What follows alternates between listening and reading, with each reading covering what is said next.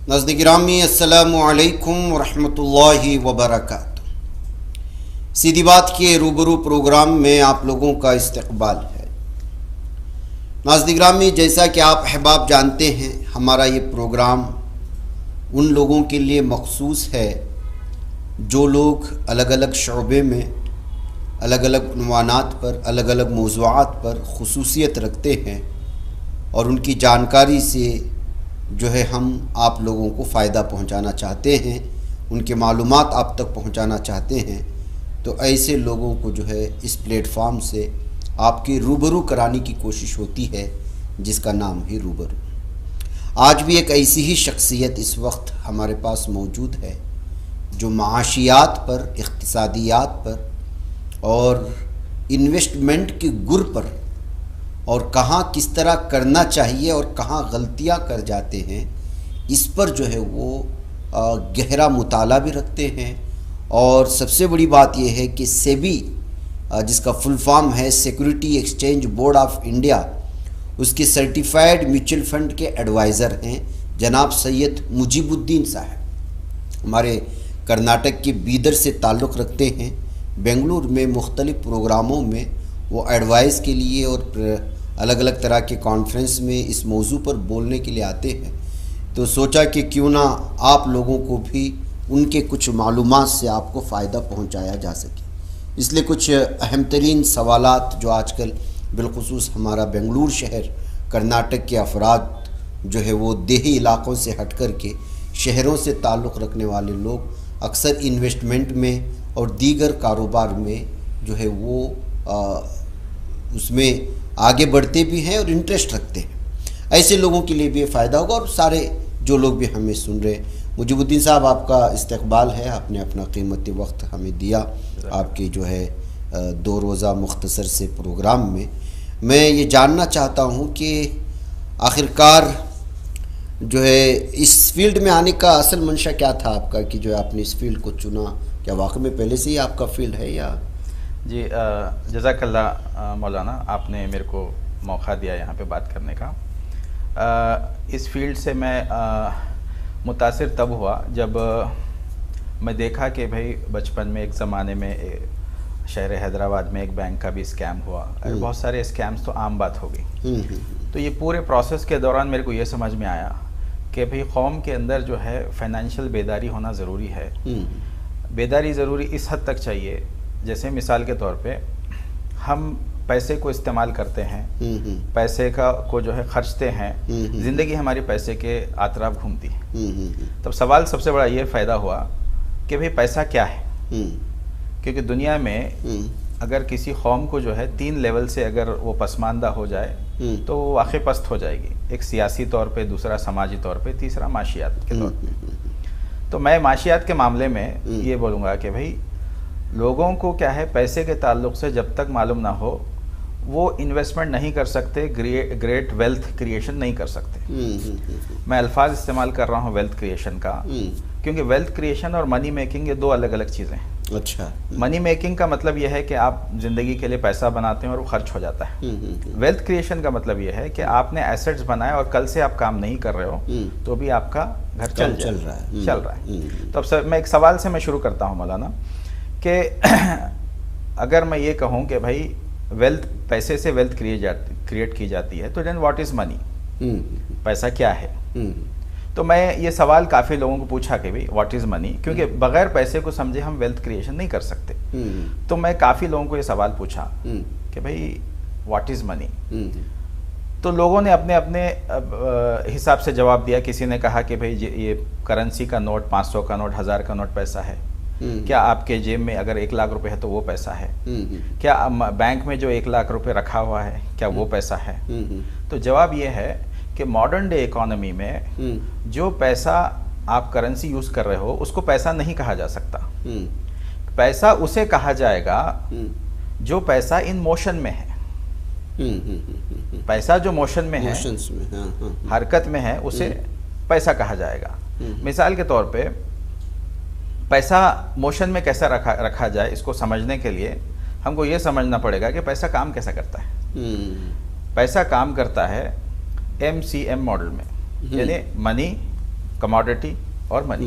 हाँ। जैसे एग्जांपल, आपने कुछ इन्वेस्ट करके एक कार बनाई, एक कंपनी खोली और उस कार को आपने सेल किया, 10 लाख में कार बनी, आपने 12 लाख में सेल किया, 2 लाख का प्रॉफिट बना। तो इसे कहते हैं MCM मॉडल। और MCM model is nothing but business. तो हमारे लोग जो है यहाँ पे एक बहुत बड़ी गलती ये करती है। अब दूसरी बात ये है कि हिस्टोरिकली पैसा किसे कहा जाता है। जैसे मिसाल के तौर पे सूरह कहफ में एक वाक़या है जिसमें हज़रत खिज़र अलैहिस्सलाम जो टूटी हुई दीवार बना रहे हैं।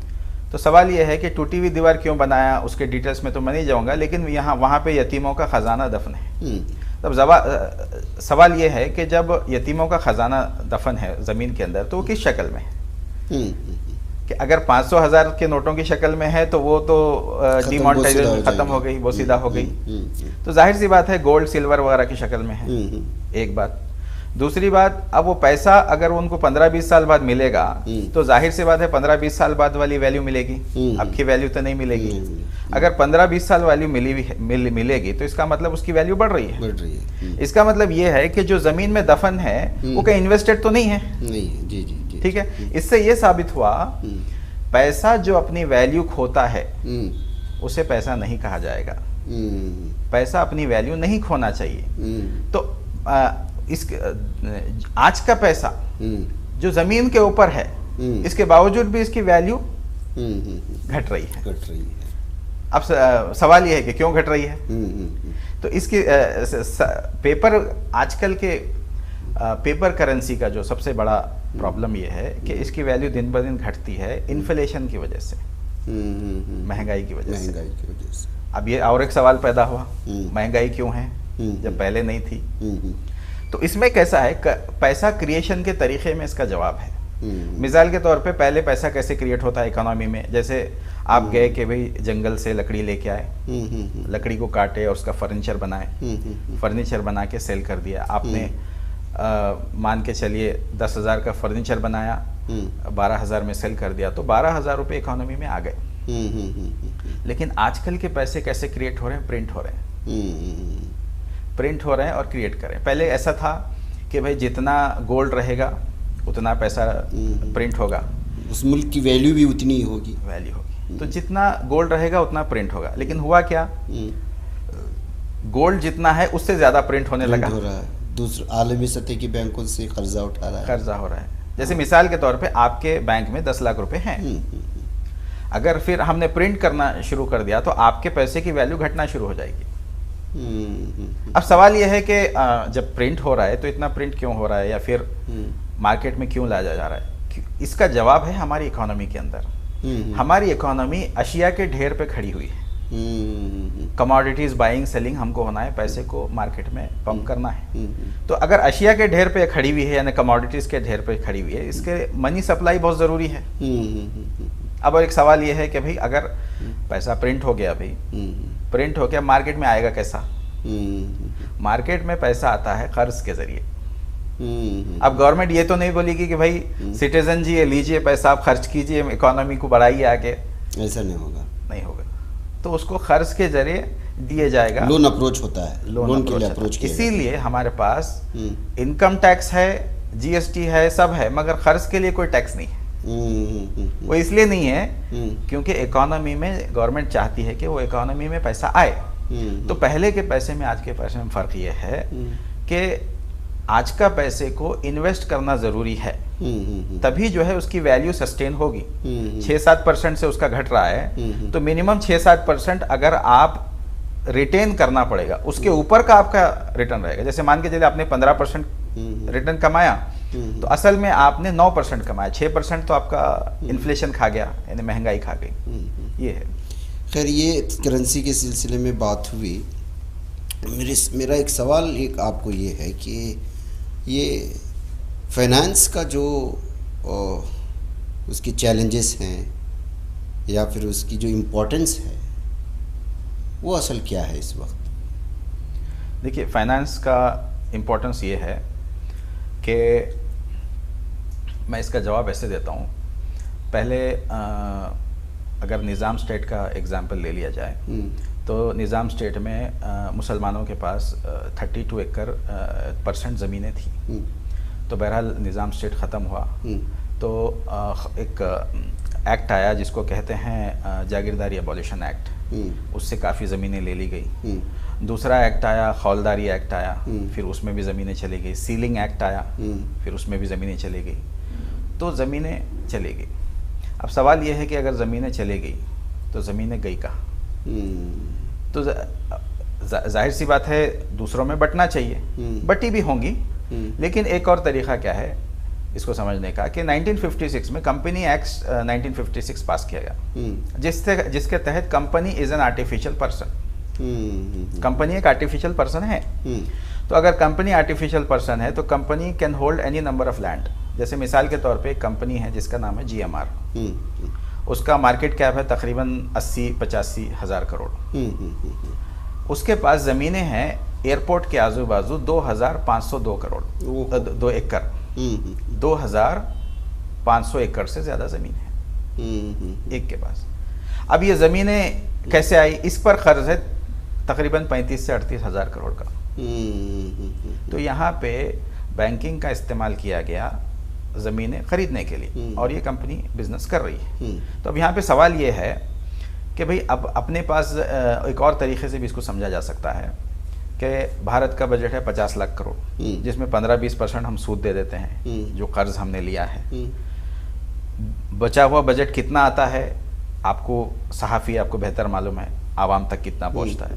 दूसरा है कर्नाटक है, कर्नाटक का बजट तकरीबन 4 लाख करोड़ का है, उसमें भी 15-20% सूद जाता है। ठीक है। स्टॉक मार्केट जो है इंडिया की मार्केट है, मार्केट का साइज़ है तकरीबन 450 लाख करोड़। 450 लाख करोड़ का मतलब ये है कि एक दिन में 6 से 8 करोड़ का बिजनेस वहाँ पे होता है। पूरा कर्नाटक 4 लाख करोड़ में एक साल चलता है, बिल्कुल 2-4 घंटे में एक दिन के अंदर उतना बिजनेस स्टॉक मार्केट में हो जाता है।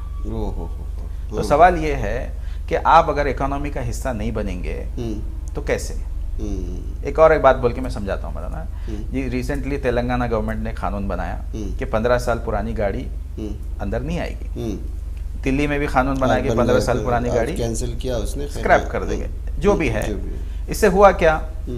तो गवर्नमेंट की पॉलिसीज जो है प्रो बिजनेस, प्रो इकोनॉमी और प्रो कॉर्पोरेट्स है। तो जब गाड़ियां स्क्रैप होंगी तो खरीदेगा कौन? आवाम खरीदेगी। बेचेंगे कौन? ये कंपनियां बेचेंगे, महिंद्रा है, टाटा है, TVS है, आयशर मोटर्स है, ये बिकेंगे। अगर बिकेंगे तो फायदा किसको होगा? जो इन्वेस्टर है और जो सेल करने वाला है। इसीलिए जैसे मान के चलिए SBI का ऑटो अपॉर्चुनिटी फंड है, ऑटोमोटिव अपॉर्चुनिटी फंड। अगर आप उसमें इन्वेस्ट करेंगे तो इसका फायदा आपको होगा, क्योंकि आप हर चीज पे टैक्स देते हो। सुबह जो है उठने से लेके ब्रश जहाँ से करते हैं वहाँ से लेके टोल टैक्स, न जाने कितने किस्म के टैक्स हम देते हैं। लेकिन जब टैक्स हम जब देते हैं तो हम इन्वेस्ट करके रिटर्न नहीं लेते, सिर्फ दे रहे हैं। सिर्फ दे रहे हैं। हम ले कुछ भी हैं तो लेंगे कैसा? तो आपको इन्वेस्ट करना पड़ेगा। साबुन की टिकिया पर भी हम लोग टैक्स दे रहे हैं। यहाँ तक के बच्चा पैदा होता है, दूध का उसका डब्बा आता है, उस पर भी टैक्स है। अगर कोई मरता है तो उसका कफन भी खरीदता है तो टैक्स है। टैक्स दे रहा है। यहाँ तक के एक भिखारी भीख भी मांगता है, भीख मांग के वो पैसे ले आके बाजार से कुछ खरीद के खाता है, उस पर वो भी टैक्स दे रहा है। वो भी टैक्स दे रहा है। रोड पर टैक्स, टोल टैक्स, हर चीज पे हम टैक्स दे रहे हैं। वापस नहीं ले रहे। टैक्स दे रहे हैं, बड़ी बात नहीं, लेकिन उसका बेनिफिट आपको लेना है, इकोनॉमी का पार्ट बनना है, इन्वेस्ट करना जरूरी। अगर इन्वेस्ट नहीं करेंगे तो आपको क्या फायदा? You will become end of the day consumer ही बन के रह जाएंगे आप।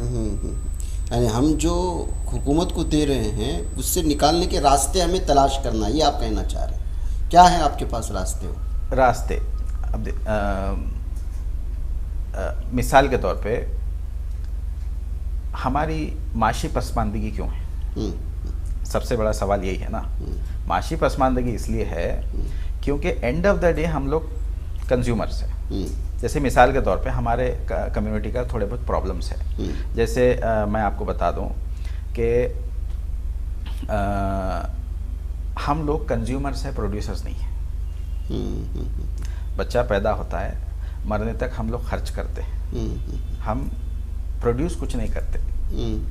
पैसा उसके पास आता है जो प्रोड्यूसर है, कंज्यूमर नहीं है। अब मिसाल के तौर पे बहुत सारे स्कैम्स भी होते हैं। सवाल यह है कि हमारे लोग स्कैम्स में भी क्यों फंसते हैं। बड़ी बड़ी कंपनियां डुबा करके चले जाती है, कंपनियां आती हैं फिर डुबाती हैं। हलाल इन्वेस्टमेंट के नाम पे, सोने के नाम पे, चांदी के नाम पे बहुत सारे लोग इन्वेस्टमेंट का शिकार बनते हैं। अब सवाल है इसलिए क्यों बनते हैं, इसके कुछ रीजंस है। जिस मिसाल के तौर पे हमारे लोग करेंसी, कमोडिटी और मार्केट, तीन चीज़ों के बारे में हमारा इल्म नहीं है। इसका मिसाल हमारे को, मैं जैसे एग्जांपल मैं कुरान से इसका मिसाल देता हूँ। जब सूरह यूसुफ में यूसुफ अलैहिस्सलाम को ख्वाब आया कि 5 दुबली गायें मोटी गायों को खा रही है, इसकी ताबीर पूछी गई तो पता चला कि भाई 7 साल खुशहाली रहेगी, 7 साल कहत पड़ेगा। तो बादशाह को उन्होंने एडवाइस किया कि भाई 7 साल आप स्टोर करो, हार्वेस्ट करो ग्रेन्स को, फिर बाद में आप बेचो, इससे आपको फ़ायदा भी होगा, ये मसला भी हल हो जाएगा। तो इसमें क्या मैसेज मिल रहा है? इसमें मैसेज ये मिल रहा है कि आप ये कमोडिटी पे 7 साल तक इन्वेस्ट करो। मैसेज मिला ना इसमें। तो उस बादशाह ने किया भी, जिसका रिटर्न आया और जिसकी नतीजे में इजिप्ट की हुकूमत बहुत अमीर हुई। अब सवाल यह है कि क्या इस प्रिंसिपल पे हम आज भी इन्वेस्ट कर सकते हैं क्या? जिसका एक मिसाल मैं आपको देता हूँ। एक कंपनी है जिसका नाम है KPIT टेक्नोलॉजी। इंडिया में सिर्फ 2 कंपनीज ऐसे हैं जो ऑटोमोटिव सॉफ्टवेयर बनाते हैं, टाटा एलेक्सी और KPIT टेक्नोलॉजी। KPIT टेक्नोलॉजी में तकरीबन 3% इन्वेस्टमेंट है MIT का, मैसाचुसेट्स इंस्टीट्यूट ऑफ टेक्नोलॉजी का। क्यों? आने वाले दिनों में MIT को मालूम था कि ये प्रोडक्ट और ये सर्विसेज की वैल्यू बढ़ने वाली है। उनको मालूम था कमोडिटी, करेंसी और मार्केट का पूरा जानकारी थी, जिसकी वजह से उन्होंने इन्वेस्ट किया और कमाया भी। अब हमारे लोग ये क्यों नहीं कर पाते? इल्म नहीं है उनके पास, इल्म नहीं है। और इसकी कुछ जैसे एग्जांपल, हमारे कुछ इन्वेस्टमेंट मिस्टेक्स हमारे लोग करते हैं। जैसे एग्जांपल, हमारे ताजिर, वो लोग मर्केंटिलिज्म और इंडस्ट्रियल रेवोल्यूशन में फ़र्क नहीं कर पाते। इंडस्ट्रियल रेवोल्यूशन से पहले मर्केंटिलिज्म था। जैसे एग्जांपल, आप कहीं से कोई चीज़ ला रहे हो, सस्ते से सस्ते में लाना है और महंगे से महंगे में बेचना है, जिसमें आपका प्रॉफिट बनेगा जी। इंडस्ट्रियल रेवोल्यूशन आया, मशीनें आ गई। जैसे अगर कोई कारीगर पहले दिन में 10 जूते बनाता था, तो वो 100 जूते बना रहे हैं, 500 जूते बना रहे हैं, उसको सैलरी तो उतनी मिल रही है, प्रोडक्शन बढ़ गया। तो इंडस्ट्रियल रेवोल्यूशन की पॉलिसी ये है कि हम सस्ते से सस्ते में बनाएंगे और सस्ते से सस्ते में बेचेंगे, ताकि बड़े पैमाने पे सेल हो और इसका जो है बेनिफिट सबको मिले। और इस तरीके से ग्रो होते गए। यहाँ पे हमारे को ज़्यादातर हमारे कम्युनिटी के ताजिर जो है, मेरी एक ऐसी नाखिस सी राय है कि हम लोग इस चीज़ को समझ नहीं पाए। दूसरी चीज़, हमारे को ये स्कैम में इन्वेस्ट करने का, हम लोग MCM मॉडल समझते नहीं, मनी, कमोडिटी एंड मनी का। क्यों? हमारे पास कोई आता है हलाल इन्वेस्टमेंट के नाम पे, आप ये करो, आप वो करो, हम लोग कर देते हैं। लेकिन हम ये नहीं पूछते कि भाई तुम इन्वेस्ट कहाँ कर रहे हो, कहाँ से ला रहे हो, आपकी बैलेंस शीट क्या है, आपका कंपनी का मैनेजमेंट क्या है, आपका कंपनी के ऑब्जेक्टिव क्या है।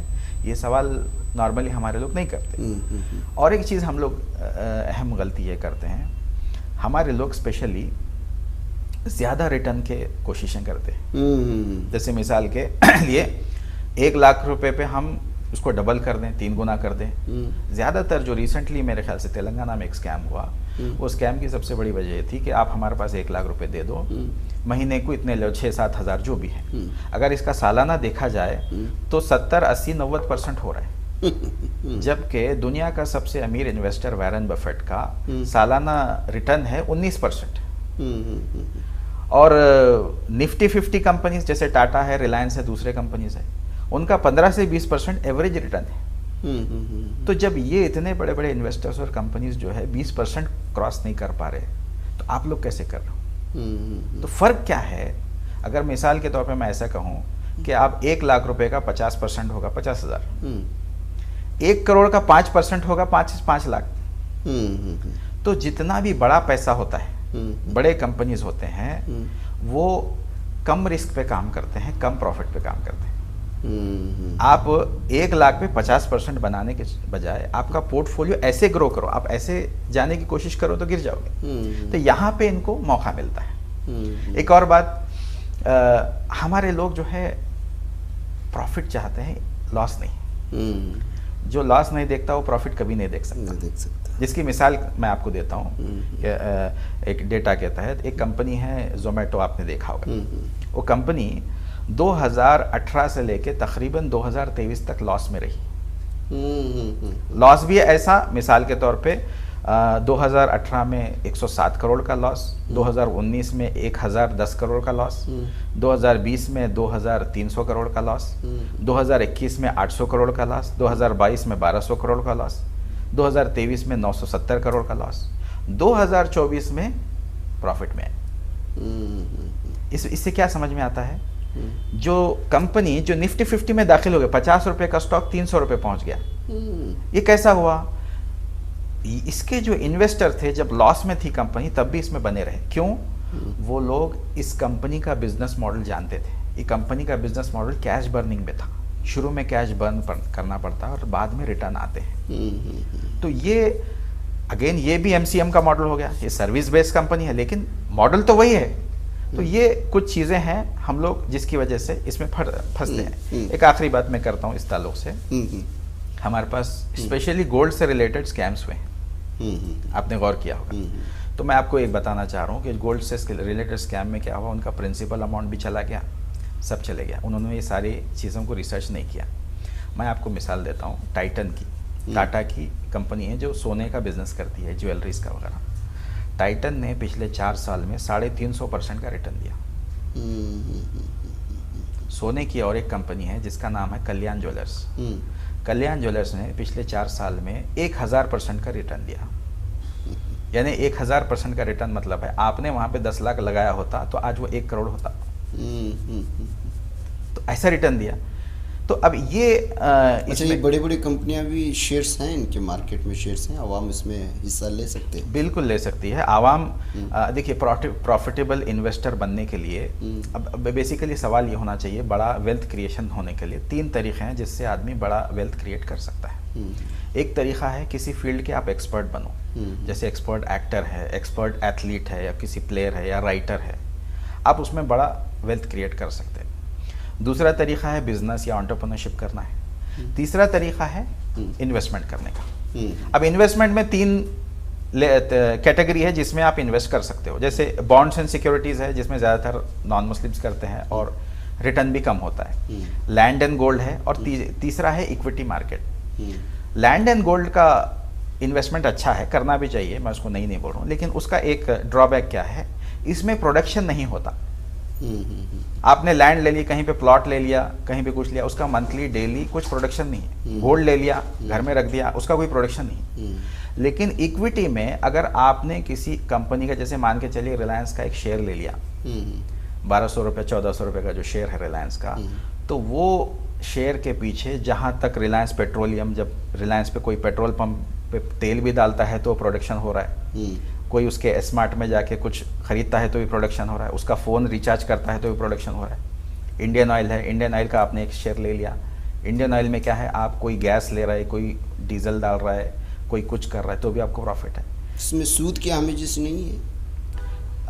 इसमें एक कैटेगरी है मौलाना। देखिए, पहली चीज़ क्या है, पैसा कमाना आसान है मगर पैसे को इन्वेस्ट करके ग्रो करना उससे ज़्यादा मुश्किल है। मिसाल के तौर पे हमारे पास शरई गाइडलाइंस हमारे पास हैं कि भाई बुनियादी तौर पे, हालांकि मैं आलिम नहीं हूँ लेकिन मेरी नाक़िस से इल्म के तहत मैं उलमा से सुना है कि आप बेवरेजेस और बैंकिंग 2 स्टॉक्स अगर छोड़ दिए जाएं तो आप इन्वेस्ट कर सकते हो आसानी से। और उसमें क्या है, बहुत सारे ऐसे फंड्स हैं। जैसे मिसाल के तौर पे मैं जब इन्वेस्ट करने को बोल रहा हूँ, एक इनफरादी कंपनी में मैं इन्वेस्टमेंट की बात नहीं कर रहा हूँ। आप इक्विटी में करने के बजाय इक्विटी फंड में करो। इक्विटी फंड में करने से फ़ायदा क्या है, जैसे मिसाल के तौर पे SBI का ऑटोमोटिव फंड है, ये थीमेटिक फंड है। ये पूरी ऑटोमोटिव मोबाइल की थीम पे काम करता है। अगर ऑटोमोबाइल का थीम का मतलब क्या है, एक गाड़ी है, एक टायर है, एक पिस्टन है, उसका पार्ट्स है, उसके जितने भी रिलेटेड एक थीम बनाते हैं। अब ये थीमेटिक फंड जो है शरई तौर पे भी इसमें कोई प्रॉब्लम नहीं, क्योंकि इसमें बैंकिंग नहीं है ना ही बेवरेजेस है। एक है थीमेटिक फंड है, दूसरा सेक्टोरियल फंड है। सेक्टोरियल का मतलब किसी एक सेक्टर में, एनर्जी सेक्टर में इन्वेस्ट करेंगे या कोई भी कंस्ट्रक्शन सेक्टर में। एक चीज़ अगर कहीं तैयार हो रही है, कंपनी के बारे में मालूम है कि यही चीज़ हो रही है, जी, वहाँ पे हम लोग वहाँ पे बिल्कुल कर सकते हैं। उसके अलावा एथिकल फंड्स भी हैं क्वांट का है, टाटा का है, एथिकल फंड, उन्हें उसमें उलमा का फतवा भी है।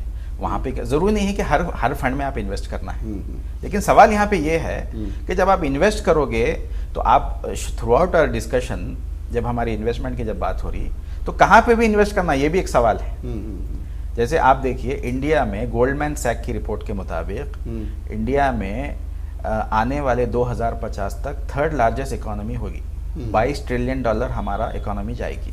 क्यों? हमारे पास उतना पोटेंशियल है।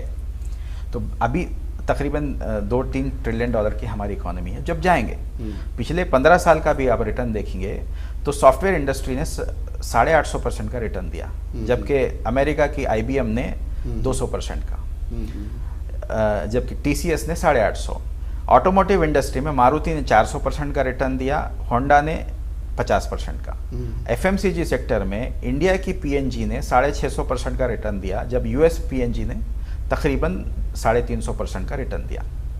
तो ये हमारे पास चीज़ें हैं, तो इसके लिए हम एनकरेज कर रहे हैं। तो आप ये सारी चीज़ों में पढ़ने के बजाय इंडिया की इकोनॉमी में आप इन्वेस्ट करो। ये म्यूचुअल फंड क्या है, ये इसके बारे में आपका क्या ख्याल है? आजकल ये बहुत चलता है इसमें इन्वेस्टमेंट के सिलसिले। एक आखिरी सवाल है, लंबा वक्त हो रहा है। जी। एक आखिरी सवाल ये मैं जवाब दे दूँ मौलाना। जब हम स्टॉक मार्केट की बात करते हैं, लोग समझते हैं भाई ये आम तौर पे ये जुआ है, ये फलां है, ये फलां है, ऐसी बात होती है। अब आप सेंसेक्स का रिटर्न देख लीजिए, पिछले 45 साल का 800 गुना का रिटर्न है सेंसेक्स का। यानी आपने सेंसेक्स में 1000 रुपये लगाए होते तो आज 8 लाख रुपए हो रहे हैं। 1 लाख के 8 करोड़, 10 लाख के 80 करोड़ और 1 करोड़ के 800 करोड़। ठीक है, तो गवर्नमेंट ने क्या किया, एक आम आदमी स्टॉक मार्केट पे जाके इन्वेस्ट करना किसी एक कंपनी में बोले तो उसको रिसर्च नहीं कर सकता, कंपनी का मैनेजमेंट कैसा है, सेक्टर कैसा है, उसके प्रॉफिट एंड लॉस का क्या है, बैलेंस शीट वगैरह उसको देखना नहीं आता। तो गवर्नमेंट ने क्या किया कि AUM का लाइसेंस देते हैं। AUM का मतलब एसेट अंडर मैनेजमेंट। तो लाइसेंस ये बड़े बड़े इंस्टीट्यूशंस लाइसेंस लेते हैं, टाटा है, SBI है, HDFC, ये लोग लाइसेंस लेते हैं। लाइसेंस लेके वो लोग ये बोलते गवर्नमेंट को कि हम ये सेक्टर में, लार्ज कैप सेक्टर में, मिड कैप सेक्टर में, थीमेटिक फंड में, ये सेक्टर में हम फंड लॉन्च करते हैं। और वो फंड में वो क्या करते हैं, 50 कंपनी, 60 कंपनी, कई बार 100 कंपनी तक भी वो लोग इन्वेस्ट करते हैं। इसमें करना क्या होता है कि 10 रुपये से यूनिट शुरू होता है। आप महीना या फिर एक साथ पैसा डालते जाइए। अगर मान के चलिए 10 रुपये का यूनिट है, 1 लाख रुपये आपने डाल दिया। जैसे SBI का ऑटोमोटिव अपॉर्चुनिटी फंड है, जब 7 रुपये पे था तो मैंने मेरे क्लाइंट्स को एडवाइस किया था, आज वो तकरीबन 10 रुपये तक आया है। यानी आपने उस पर 1 लाख रुपए डाला तो 7 रुपये पे तो तकरीबन 14,000 यूनिट मिलेंगे। तो 14,000 यूनिट अगर मिल गए तो वो 7 रुपये से जब 8 रुपये पे जाएगा तो वो तो 1 रुपया जाएगा, लेकिन आपके 14,000 बढ़ेंगे। तो मेरा इन शॉर्ट यही बोलना चाह रहा हूँ कि बहुत अच्छी मार्केट है, आप इसमें इन्वेस्ट कर सकते हैं। अब मेरी तरफ से मैं जो है इसमें पूरी गाइडेंस, कहाँ पे इन्वेस्ट करना है, क्या करना है, मेरी तरफ से सारी चीज़ें मैं हेल्प कर दूंगा। मेरा नंबर अगर आप चाहे तो शेयर कर सकते हैं, मेरा ईमेल ID। पूरा गाइडेंस कैसे करना है, कहाँ पे इन्वेस्ट करना है, कितना करना है, ये सारी चीज़ें हमारी तरफ से हम लोग, हमारे पार्टनर्स ऑफिसेस है, हैदराबाद में है, बेंगलुरु में है, हुबली में है, कोई भी चाहे तो हम उनको ये फाइनेंशियल अवेयरनेस के लिए, हम ये नहीं कह रहे थे कि किसी मार्केट में, किसी कंपनी में करो। म्यूचुअल फंड के थ्रू आप इंडिया की इकोनॉमी में करो। क्योंकि कंपनी गिरना, स्टॉक गिरना, चढ़ना, ये सब नेचर ऑफ द मार्केट है, मार्केट का नेचर है। मार्केट नीचे ऊपर जाती है, लेकिन इकोनॉमी हमेशा ऊपर जाती है। लेकिन वो इकोनॉमी, मसला यही है कि ना, अपने कौम के लिए आप जहाँ भी इन्वेस्टमेंट करने के लिए बोलेंगे, पहले सबसे पहले देखा जाता है कि बात इसमें सूद की अगर आमेजिश है तो लोग भागते हैं अक्सर।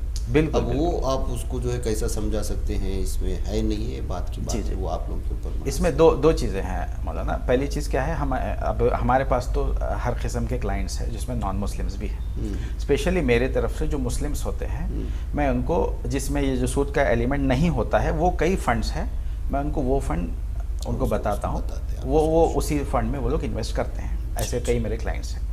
जी इंशाल्लाह देंगे, हमारे वो डिस्क्रिप्शन में जो है आपका नंबर दे देंगे, जिसको इंटरेस्ट हो आपको कर।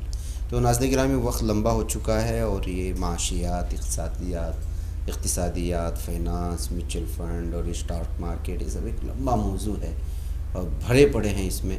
वह ऐसे में इस चीज़ पर खुसूसियत के साथ जो है बहुत गहरा मुताला रखते हैं ये, इनके पास 3-3 घंटे पे बैठेंगे तो आप लगता है कि जो है और भी जानना है। ज़ाहिर सी बात है कि जो है ये आजकल की दुनिया इसी पर मुनहसिर है। कौन हर देखते हैं आप सुबह से शाम तक शेयर मार्केट की ख़बरें, उछाल हो रही है, नीचे गिर रही है, क्या निफ्टी है, ये सारी चीज़ें आती रहती है और एक बहुत बड़ा तबका इसके पीछे भाग रहा है। इसमें से सही चीज़ को छानना ये असल चीज़ है और छानने के बाद में फिर उसको बिलखुसूस मुसलमानों के लिए, उम्मत मुस्लिमा के लिए सही गाइडेंस विदाउट सूद के ये पेश करना, ये भी बड़ा चैलेंज है और ऐसे अफराद की बड़ी कमी है। ऐसे में इन्होंने बहुत गहरा मुताला इसमें किया है। मैंने भी कई मरतबा इनसे मीटिंग की, इस सिलसिले में समझने की कोशिश की, तो आज मौका मिला जो है आप लोगों के सामने भी पेश करें। वह कहे फिर कभी इंशाअल्लाह आपको दावत देंगे जब कभी आएंगे। अस्सलाम वालेकुम रहमतुल्लाह।